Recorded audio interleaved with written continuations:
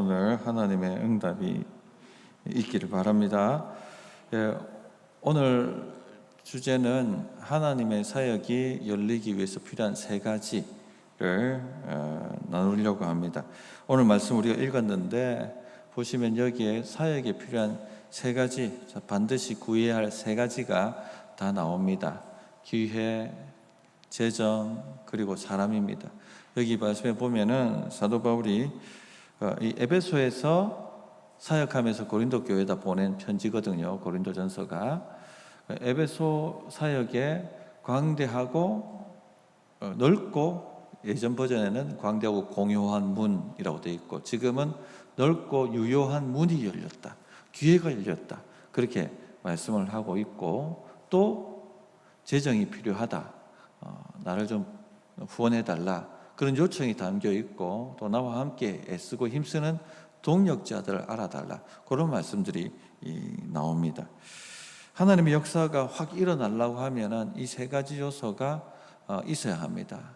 기회, 재정, 사람이 있어야지 하나님의 역사가 확 하고 열리게 됩니다. 그래서 우리 교회가 이 세 가지를 좀 구해야겠다, 그런 생각이 들어서 오늘 이 말씀을 함께 나눕니다. 첫째는 기회입니다. 하나님께서 기회를 열어주셔야 합니다. 때를 주셔야 하는 것이죠. 아무리 실력이 있고 능력이 있어도 또 열심을 낸다 할지라도 하나님께서 무대를 주시지 않으면 펼칠 수가 없습니다. 세상에 뛰어난 사람 얼마나 많습니까? 능력 있는 사람 얼마나 많이 있습니까? 그런데 많은 사람들이요, 무대가 없어가지고 자기의 능력과 실력을 발휘하지 못합니다. 제가 아는 목사님들 중에도 많은 참 괜찮은 목사님들, 실력 있는 목사님들이 있습니다. 그러나 무대가 없어서, 기회가 없어서 사역을 마음껏 펼치지 못하는 것을 봅니다. 너무 안타까운 것이죠. 이 사도 바울이 고린도전서를 쓸 때 앞에서 얘기했지만 에베소에서 사역하고 있었습니다. 그 사역이 확 하고, 그때서 에베소 사역에서 하나님의 사역이 확 하고 열립니다. 9절에 다시 보시면 내게 넓고 유효한 문이 열렸으나 대적하는 자가 많음이라. 이 사도행전을 통해서 읽어보면 에베소에서 엄청난 역사가 일어났죠. 에베소는 아데미 여신을 숭배하는 우상 중심지입니다. 또 많은 주술사들이 있는 무당의 도시입니다. 주술을 여기저기 행하는 그런 도시였습니다. 그런데 하나님의 기회의 문이 열렸습니다.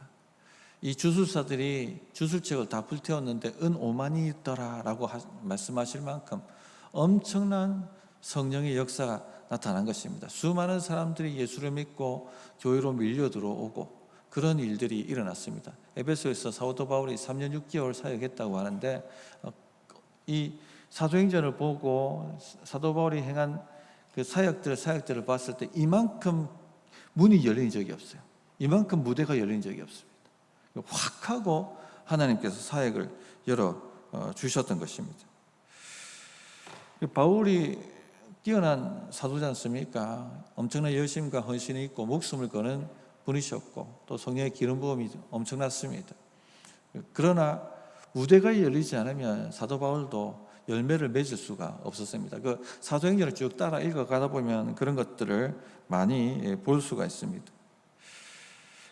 인간의 열정으로, 인간의 실력으로, 인간의 열심으로 되는 게 아니라는 것입니다. 하나님이 문을 열어주셔야 됩니다. 그래서 우리가 기도할 때 하나님 기회를 열어주십시오, 넓고 유효한 문을 주십시오, 그렇게 기도를 하셔야 됩니다.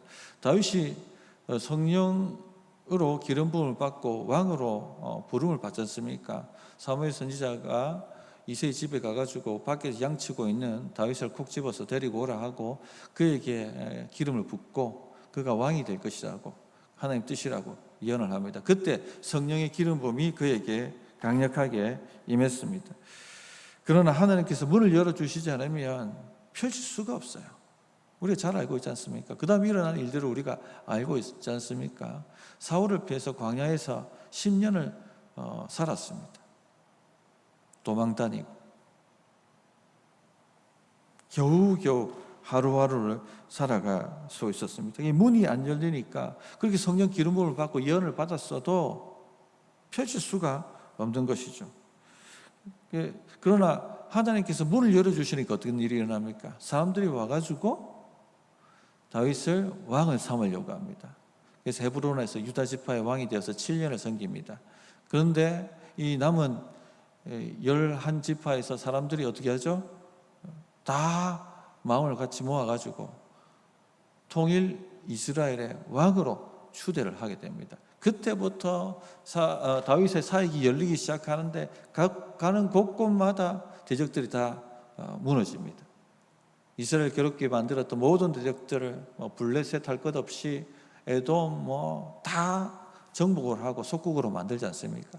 그때서야 다윗 때에 이르러서야 하나님께서 아브라함에게 약속하셨던 유브라데스 강에서부터 애굽 강까지 너희 땅이 될 것이다 했던 그 일이 성취되지 않습니까? 그리고는 아무도 이 이스라엘을 넘볼 수 없는 그런 나라로 만들지 않습니까? 기회의 문이 열려야 되는 것입니다. 그래야지만 역사가 나타나는 것입니다. 우리 성도님, 그래서 우리도 기회를 달라고, 문을 달라고, 무대를 달라고 그렇게 부르짖어야 됩니다.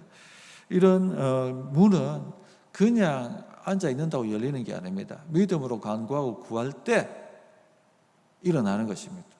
그래서 시편 40편 1절에 보면 우리가 전에 한번 수요 기도회 때 다루었던 말씀입니다만, 내가 여호와를 기다리고 기다렸더니 귀를 기울이사 나의 부르짖음을 들으셨도다. 그 광야 시절 동안 얼마나 부르짖었습니까, 다윗이? 고통스러웠습니다. 사울이 추격해 오고 사람들은 다윗을 비방하고 비웃고 저래가지고 뭐가 되겠느냐 그렇게 이야기를 했습니다. 또 기가 막힌 웅덩이와 수렁에서 고통하고 견디고 하는 그런 시절들을 보내었습니다. 하나님 언제입니까? 언제입니까? 하나님 약속하신 기회를 주십시오. 문을 열어주십시오. 무대를 펼쳐주십시오. 그렇게 믿음으로 구하고 구했던 것입니다. 이런 믿음이 있어야지 기회가 열리는 것입니다. 사도 바울도 마찬가지죠.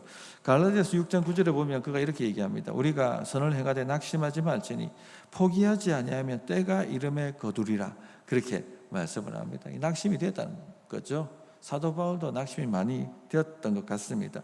그가 가는 곳곳마다 화려하게 사역이 막 펼쳐졌던 게 아닙니다. 우리가 사도행전을 읽으면 알지 않습니까? 좀 세워놓으면은 핍박이 들어와가지고 야반 도주하듯이 다 내려놓고 또 다른 데로 가야 했고, 또 거기서 좀 더 세워놓으려고 하면 또 유대인 핍박자들이 쫓아와가지고 그를 힘들게 만들고 쫓아내고, 그렇게 쫓겨나고 했던 것이 몇 번입니까? 이 정도면은 막 사람이 낙심될 만하지 않습니까? 교회를 개척해가 세워놨는데 막 반대자들이 일어나가지고 또 쫓겨나고 또 개척해야 되고, 이런 시절들을 사도 바울이 보냈습니다. 특히 아덴 같은 지역에서는 학자들이 실패한 사역이라고 얘기하죠. 아덴은 그리스 철학의 도시입니다. 그때 거기서 그가 철학자들과 논쟁하지 않습니까? 복음을 가지고 논쟁을 합니다. 그런데 실패로 끝납니다. 아덴에서는 열매가 별로 없었습니다. 구원받는 사람들이 몇 명밖에 되지 않았습니다. 그러나 사도 바울이 뭐라고 하고 있습니까? 낙심하지 않는다. 나는 때가 되면 거두리라. 그렇게 말씀을 하고 있는 거죠. 계속 하나님 기회의 문을 열어달라고, 복음의 문을 열어달라고 그렇게 구해야 됩니다. 저는 우리 경산 땅에 이 인구의 7%, 10% 안 되거든요. 7%, 많아야 8%가 기독교 인구입니다. 서울은 40%라고 하잖아요. 10명 중에 4명이 기독교인입니다. 그런데 이 경산 땅에는요, 10명 중에 1명이 될까 말까 합니다. 학교에 가보면 확실하게 드러나죠. 예수 믿는 사람이 학급이 한두 명이에요. 광대하고 공요한 문, 넓고 유효한 복음의 문이 열려야 됩니다. 그런 기회가 열리지 않으면 이 지역을 복음화시킬 수가 없습니다. 우리가 그걸 구해야 되는 거예요. 하나님, 기회를 주십시오. 우리가 마음껏 사역할 수 있도록, 마음껏 그리스도의 복음을 증거할 수 있도록 하나님, 그런 기회의 문을 열어주십시오. 그렇게 구하십시다. 계속 그렇게 갈망하면 구하십시오. 믿음으로. 두 번째가 재정입니다. 하나님의 일에 물질이 빠질 수가 없죠. 하나님이 일을 하려면 빈손 들고 할 수 없습니다. 물질이 있어야 됩니다. 예수님께서 제자 무리를 데리고 막 이 지역 저 지역 다니시면서 말씀을 가르치시고 귀신 쫓아내고 병자들 고치시고 하나님 나라가 임했다라고 사역을 하셨습니다. 그거 그냥 돈 없이 되는 일입니까? 그 많은 무리들이 이동하려고 하면 그 경비가 만만치 않습니다. 숙박과 또 필요했던 식사 비용들, 여러 가지 생활해야 될 모든 비용들, 사역해야 될 비용들, 어마어마한 비용이 드는 일이었습니다. 그런 재정이 와야지 일을 할 수가 있는 것이죠. 물론 오병이어를 통해 가지고 하나님은 기적적으로도 일을 하실 수 있다는 걸 보여주셨어요. 그러나 그것은 하나님의 일반적인 방법이 아니죠. 기적은 기적이죠. 보통은 사람을 통해서 재정을 공급하셨습니다. 누가복음 8장 1절부터 3절에 보면 이런 말씀이 나옵니다. 그 후에 예수께서 각 성과 마을에 두루 다니시며 하나님의 나라를 선포하시며 그 복음을 전하실새 12제자가 함께하였고 또한 악귀를 쫓아내심과 병고침을 받은 어떤 여자들 곧 7 귀신이 나간 자 막달라인이라고 하는 마리아와 헤롯의 청지기 구사의 아내 요한나와 수산나와 다른 여러 여자가 함께하여 자기들의 소유로 그들을 섬기더라. 이 여인들이 자기 재산을 깨어서 이 경비를 되었다는 것입니다. 그렇기 때문에 하나님의 일이 일어난 것입니다. 이것이 일반적인 하나님이 사역하실 때 행하시는 재정 공급의 원칙입니다. 사도 바울이 에베소에서 3년 6개월 사역했다고 하거든요. 사도 바울은 그럼 어떤 재정을 가지고 그 사역을 감당했겠습니까? 고린도에서는 텐트 메이커 해가지고 자기 비용을 충당했지만 에베소에서는 도대체 어떻게 했을까요? 힌트를 주는 본문이 있어요. 빌립보서 4장 15절. 빌립보 사람들아 너희도 알거니와 복음의 시초에 내가 마게도냐를 떠날 때에 그가 마게도냐를 떠나고 3차 전도 여행을 할 때에 주고받는 내 일에 참여한 교회가 너희 외에는 아무도 없었느니라. 뭘 주고받습니까? 재정입니다. 재정. 물질. 후원이죠. 후원. 다음 사역을 할 수 있도록 빌립보 교회가 사도 바울 사역비를 주었다는 것입니다. 되었다는 것이죠. 오늘 본문 6절도 이런 것을 짐작할 수가 있죠. 혹 너희와 함께 머물며 겨울을 지낼 듯도 하니 이는 너희가 나를 내가 갈 곳으로 보내주게 하려 함이라. 내가 갈 곳으로 너희가 나를 보내주게 하려 한다. 사도 바울은 고린도 교회에 편지를 한 거지 않습니까? 내가 고린도 교회에 좀 머물 것이고 그리고 난 다음에 로마로 갈 것인데 너희가 나를 로마까지 갈 수 있도록 경비와 모든 후원을 그 사역을 감당할 수 있는 후원을 해주기를 바란다. 그렇게 지금 요청을 하고 있는 것입니다. 하나님의 일을 하려면요 물질이 필요합니다. 돈이 필요합니다. 돈 없이 안 됩니다. 그렇기 때문에 하나님의 일에 물질을 들이셔야 됩니다. 얼마 전 정충호 선교사님이 오셨죠. 그 정선교사님과 이 얘기를 하면서 교회가 재정이 어렵다고 하나님의 일에 지출을 줄이니까 그 재정이 말라버리더랍니다. 아예. 교회가 재정이 어렵다고 마땅히 해야 될 그 하나님의 일에 교회가 재정을 줄이니까 아예 그 재정이 말라버렸다니까요. 그러나 어려워도 하나님의 일에 전도하고 선교하고 교육부서를 섬기는 그 일에 영혼을 구원하고 제자를 만드는 그 일에 교회가 재정이 지금 모자라더라도 그 일에 우선적으로 투자하고 섬겼더니 재정이 그래도 어떻게 맞춰지더라는 것이죠. 차더라는 것이죠. 이게 하나님의 원리입니다. 그래서 교회는 하나님의 일에 돈을 써야 됩니다. 영혼을 구원하고 제자를 삼는 일에 돈을 써야 한다는 것입니다.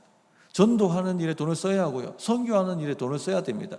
먹고 노는 일에 좀 줄이고 영혼을 구원하고 선교하고 전도하고 교육부서에 투자하고 밑빠진 독에 물을 붓는 것 같다 할지라도 거기에 돈을 써야 되는 것입니다. 교회가 재정이 힘들어지면 뭐부터 잘라냅니까? 교육부서 예산부터 줄입니다. 그리고 교육자 수를 줄입니다. 그래 보십시오. 더 교회가 재정적으로 어려워질 겁니다. 선교비 줄이고 전도비 줄이고. 교회 존재의 목적이 무엇입니까? 영혼 구원하고 제자 만드는 것입니다. 여러분의 여기 있는 존재의 목적이 무엇입니까? 영혼 구원하고 제자 만드는 것입니다. 하나님께서 여러분의 복을 주시고 물질을 주시고 이 땅 가운데 힘있게 살아갈 수 있도록 은혜를 베푸시는 이유가 무엇입니까? 여러분을 통하여 영혼을 구원하고 제자 만드는 그 사명을 이루기 위해서 그렇게 하시는 것입니다. 그런데 내가 어렵다고 줄여버리면 내 삶이 줄어버립니다. 내가 좀 힘들다고 성교비 줄여버리고 후원 줄여버리면 내 삶이 말라버린다니까요. 사명을 위해 사셔야 돼요. 사명을 위해 살아야지 하나님께서 우리를 사용하시고 부으시는 것입니다. 목사님, 우리도 살기 빠듯한데, 우리도 마음껏 누리고 즐기기 빠듯한데,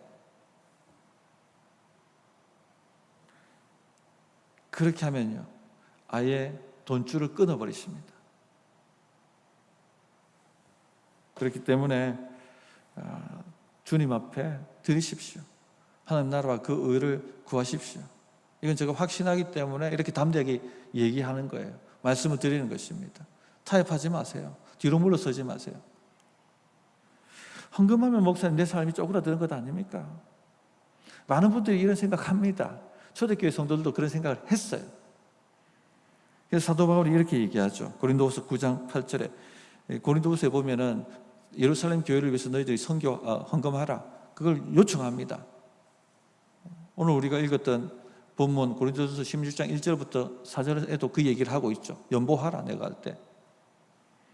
그러면서 사도 바울이 이렇게 말씀합니다. 고린도후서 9장 8절에 보면 하나님이 능히 모든 은혜를 너에게 넘치게 하시나니 이는 너희로 모든 일에 항상 모든 것이 넉넉하여 모든 착한 일을 넘치게 하게 하려 하심이라. 줄어들지 않습니다. 줄어들지 않습니다. 모든 은혜가 넘치게 하시고 모든 것이 항상 넉넉하게 하신다고 말씀하셨어요. 그래서 모든 착한 일을 넘치게 할 수 있도록, 더 많이 할 수 있도록, 더 아름다운 주의 사역들을 많이 감당할 수 있도록 그렇게 하나님께서 쏟아 부어주신다라고 말씀하고 있습니다. 그러므로 성도님들, 교회 학교를 위해서, 다음 세대를 위해서 헌금하시고요, 선교를 위해서 헌금하시고요, 비전센터를 놓고 헌금하시기 바랍니다. 드려보십시오. 줄이지 마세요. 줄이지 마세요. 힘들어도. 그러면요, 억지로라도 하면 채워집니다. 오히려 더 채워집니다. 줄이기 시작하면 더 줄어들 겁니다. 내년부터 단기 선교를 일으키려고 합니다. 이제 우리 교회가 가야 될 게 땅끝이다. 우리 어른들이 여유도 있고 돈도 있습니다. 돈 쓸 때를 제가 알려드릴게요. 주의 나라 위해 쓰시면 됩니다. 돈 딱 모아두셨다가 제가 깃발 흔들면 달려오십시오. 심장이 떨릴 때 가셔야 된답니다. 다리 떨리면 못 간답니다. 가가지고 땅을 밟더라도 아무것도 못하고 땅 밟고 기도하고 헌금하고 오더라도 그렇게 해야 됩니다. 그게 우리 사명 아닙니까? 목숨 다할 때까지, 숨 꼴딱 넘어갈 때까지 소파에 앉아서 천국 언제 오나 기다릴 게 아니라 우리가 천국을 이루기 위해서 달려가야 하는 것이죠. 할렐루야. 준비되셨습니까? 저와 함께 한번 쏟아부으러 가보십시다. 아무도 안 오시는 건 아니죠? 예, 한 5명이라도 갑니다. 일단은. 세 번째, 사람이 와야 합니다. 10절을 보시면 디모데가 이르거든 너희는 조심하여 그로 두려움 없이 너희 가운데 있게 하라. 이는 그도 나와 같이 주의 일을 힘쓰는 자임이리라. 주의 일에 힘쓰는 동력자가 있었다, 같이 했다는 것을 알려주고 있죠. 에베소에 같이 있었고 고린도에 보낼 테니까 그를 알아주라. 디모데를 얘기하는 것입니다. 알아주라, 인정해주라, 그렇게 얘기하는 것이죠. 바울 혼자서 사역한 것이 아니라는 것을 알려주고 있습니다. 바울 혼자서 그 일을 감당 못합니다. 디모데와 같은 주의 일에 힘쓰는 자, 함께 목숨을 거는 자들이 있어야지 일이 되는 것입니다. 기회도 있고 광대하고 공유한 문도 열렸고 재정도 넉넉하게 공급이 되었고, 그러나 함께 이 일을 만들어갈 사람이 없다면 확 하고 하나님 일은 일어나지가 않겠죠. 지금 교육부서에 수많은 아이들이 몰려온다고 합시다. 기회가 열렸습니다. 또 교회가 재정을 막 공급합니다. 마음껏 해보라고. 그러나 함께할 교사들이 없다면 사역은 일어나지 않습니다. 아무 소용없는 것이죠. 그래서 진짜 필요한 것이 함께 달려갈 군사들입니다. 함께 달려갈 구경꾼들이 아니라 함께 달려갈 군사가 필요한 것입니다. 훈수꾼이 아니라 함께 짊어질 동력자가 필요한 것입니다. 출애굽기 18장 17절부터 21절에 이런 말씀이 있어요. 모세의 장인이 그에게 이르되 내가 하는 것이 옳지 못하도다. 너와 함께한 이 백성이 필경 기력이 다르니 이 일이 내게 너무 중함이라. 내가 혼자 할 수 없으리라. 너는 또 온 백성 가운데 능력 있는 사람들 곧 하나님을 두려워하며 진실하며 불의한 이익을 미워하는 자를 살펴서 백성 위에 세워. 아무리 영성이 탁월한 모세도, 홍해를 갈랐던 그 모세도 너 혼자 안 된다. 무너진다. 지친다. 다 지친다. 이스라엘도 지치고 너도 지치고 다 무너진다. 그러므로 너와 함께할 사람들, 신실하고 실력 있는 사람들, 그런 사람들 세워서 함께 가라. 그렇게 말씀을 하고 있죠. 사도 바울도 똑같습니다. 사도 바울의 서신도 보면, 사도 바울은 그래서 그의 서신에 보면 동력자들에 대한 소개가 계속 나옵니다. 함께 일해야 될 사람이 필요하다는 것을 계속 말씀해 주고 있는 거죠. 로마서 16장 3절부터 4절 말씀만 보더라도 그렇습니다. 너희는 그리스도 예수 안에서 나의 동력자들인 브리스가와 아굴라에게 문안하라. 그들은 내 목숨을 위하여 자기들의 목까지도 내어 놓았나니. 성도님들, 주를 위해서 함께 힘쓰고 애쓸 사람들이 일어나야 합니다. 우리 목장이 잘 되려고 해도 목자 혼자서 북치고 장구치고 하는 그런 목장은 잘 될 수가 없어요. 목자도 지치고 목장 식구들도 지치고. 어떻게 됩니까? 목자와 함께하는 동력자가 한 사람이라도 일어난다면 그 목장은 되게 돼 있죠. 목자님, 제가 함께 하겠습니다. 제가 기도하겠습니다. 목자님 힘내세요. 이런 동력자 한 사람만 있어도 어떻게 됩니까? 됩니다. 그런 목장은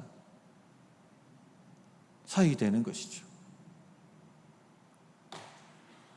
성도님들, 그런 군사들이 우리 교회에 많아져야 합니다. 그냥 편하게 지내면 얼마나 편합니까? 그런데 목숨 붙어 있는 한 그렇게 하면요, 매너리즘에 빠집니다. 형식주의에 빠집니다. 가슴이 냉랭하게 식습니다. 훈수꾼으로 바뀌고 불평분자로 바뀝니다. 그래 가면 안 됩니다. 그래서 좀 움직이시는 분들, 은퇴했다고 이 사역을 손 놓으면 안 돼요. 공적 직분은 은퇴했지만 주를 위한 사역은 내가 붙들고 있어야 되는 거예요. 주님, 내 사명 좀 주십시오. 내가 뭐 하고 하나님 평생 살아가야 됩니까? 뭐에 내가 헌신하고 내 에너지를 투자해야 되겠습니까? 이렇게 구하셔야 된다는 겁니다. 소파에 앉아가지고 천국 오기를 기다리실 겁니까? 달려가야 되는 거죠. 주의 나라 위해서. 내 몸에 건강이 한 줌이라도 남아있는 한 그렇게 가는 것이죠. 그런 일꾼들이 저는 우리 교회에 많아져야 한다고 믿습니다. 그때 어떤 역사가 일어날까요? 기회의 문이 열리고 재정이 공급되어지고 함께 헌신한 사람들이 가득 차 있는 교회.